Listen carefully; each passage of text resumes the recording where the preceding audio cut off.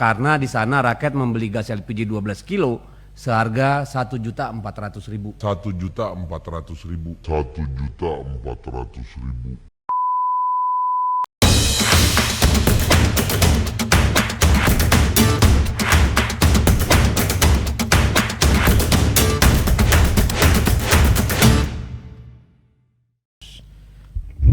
Terima kasih pimpinan, teman-teman anggota komisi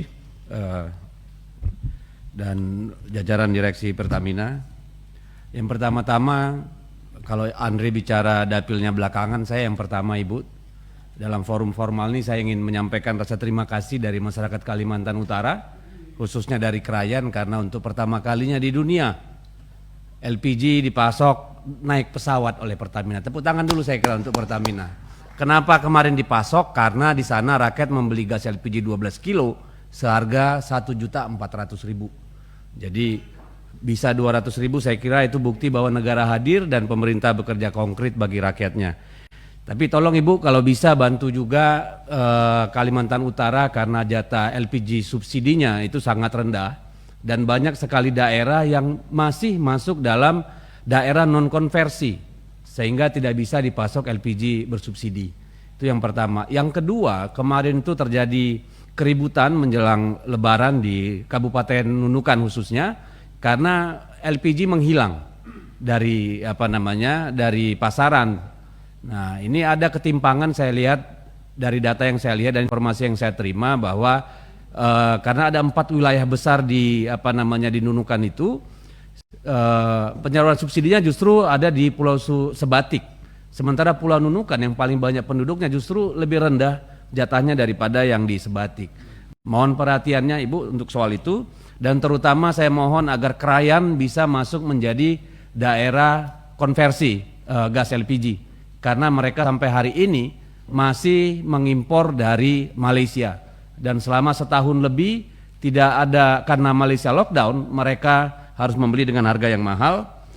Dan yang ketiga untuk Kalimantan Utara Ibu, tolong juga BBM bersubsidi, saya kira perlu dilihat kembali karena saya lihat walaupun sudah ada digitalisasi SPBU, ternyata masih banyak SPBU yang mengantri, ya, itu terutama di ibu kota provinsi di Tanjung Selor. Sementara kami melihat di daerah Sekatak Ibu ada SPBU yang nggak buka tapi dapat jatah, dan itu entah dijual kemana kita nggak tahu.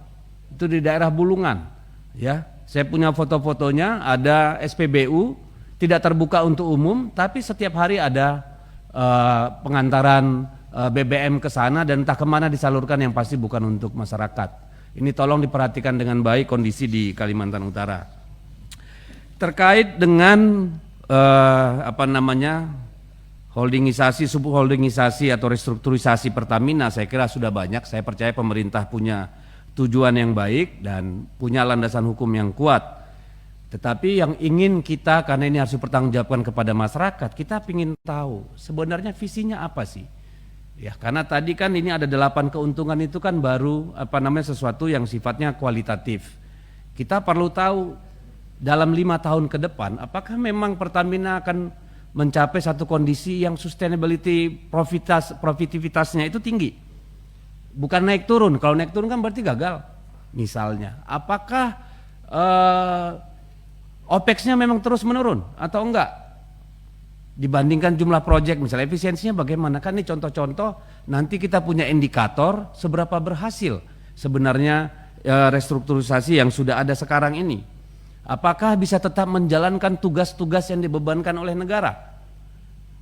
Ini kan nanti menjadi ukuran-ukuran penting saya kira, dan menjadi ukuran bagi kita juga untuk menilai kondisi Pertamina beberapa tahun yang akan datang. Jadi kita membayangkan apakah memang misalnya dibayangkan oleh Kementerian BUMN, oleh Pertamina, 5 tahun dari sekarang kita sudah jadi perusahaan migas terkuat di dunia. Ada nggak visi sampai ke sana? Kalau iya, maka roadmap itu harus secara detail menunjukkan tahun ini yang kita capai akan ini, tahun kedua akan seperti ini, tahun ketiga seperti ini. Jadi karena kalau melihat dari presentasi ini, saya memahami, saya berpendapat bahwa belum ada satu indikator-indikator ataupun roadmap yang rigid, masih bersifat normatif kalau menurut saya. Karena dari sisi presentasinya aja berbeda dari satu subholding ke subholding yang lain. Artinya belum ada standarisasi. Bagaimana menilai masing-masing subholding ini secara adil misalnya. Nah ini yang perlu bagi kita sebagai wakil rakyat agar kita bisa memberikan masukan dan menjaga amanah rakyat dalam pengelolaan BUMN milik negara. Lalu yang keempat, kami juga melihat dan mendengar kecenderungan bahwa investasi migas di Indonesia semakin hari semakin kurang menarik bagi investor investor asing. Ya semakin sulit mencari investor yang benar-benar mau bekerja di Indonesia. Nah, apakah benar ini persoalannya semata-mata memang margin profit yang begitu tipis, atau apakah ada regulasi atau katakanlah kebijakan yang sebenarnya diharapkan? Karena apa? Karena memang kita butuh supaya semakin banyak dilakukan eksplorasi dan eksploitasi, tentu mengurangi beban impor kita di masa yang akan datang. Lalu yang kelima ini soal IPO dan strategic partner. Saya ingin tentu ada banyak cara untuk kita menyiasati agar investasi maupun pertumbuhan Pertamina bisa terus-menerus dijalankan dengan berbagai skema pendanaan yang dimungkinkan.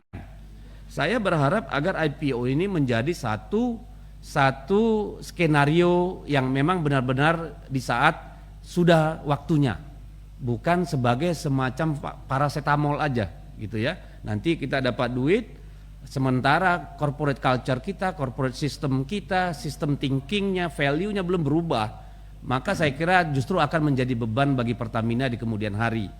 Jadi saya kira dijelaskan kepada kita juga memang prasyarat-prasyarat penting yang harus kita lalui sehingga kita sampai ke IPO, lalu langkah-langkah yang sudah dilakukan ya untuk menjawab tantangan-tantangan penyediaan dana bagi investasi maupun pertumbuhan Pertamina. Lalu ada dari presentasi tadi saya melihat ada penjelasan soal di hulunya upstream ya Pak Budiman ini.